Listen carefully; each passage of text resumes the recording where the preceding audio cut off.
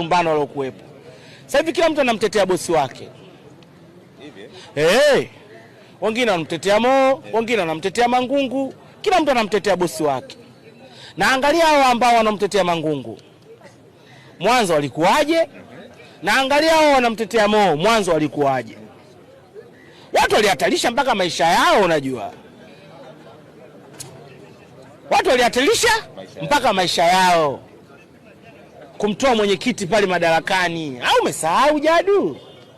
Unajisaulisha makusudi? Kumbuka. Kumbuka. Unakumbuka? Sasa hivi mtu anaenda kuongea kwa wepesi tu. Bwana, shida ipo huku, shida ipo sehemu fulani. Hatukatai. Tuletee ile mada iliyokuwa mzito ili tukuelewe, kwa sababu Jadu, wewe unavyosema mara moja ni mwizi. Uthibitisho huu hapa.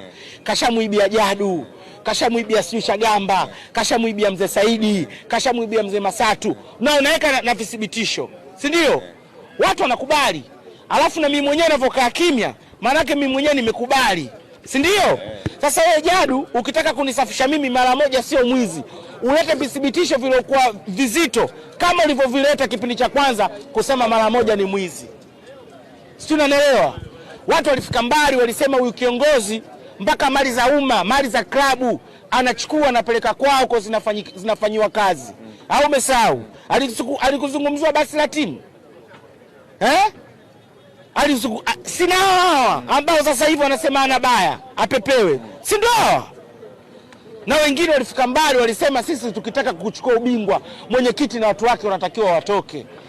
Sio, unaelewa? Kama wale hawatotoka, ligi ikianza Yanga atatupasua na Ngao Yanga atatupasua. Na kweli Yanga Ngao sikatupasua. Natambua hivyo vitu ambavyo walivyokuwa na viongea sio mwaka mmoja, takriban miaka 2 au 3 mfululizo. Wanamwongelea mtu. Sasa inakuwaje ushahidi wa upande mmoja uelemee sehemu moja?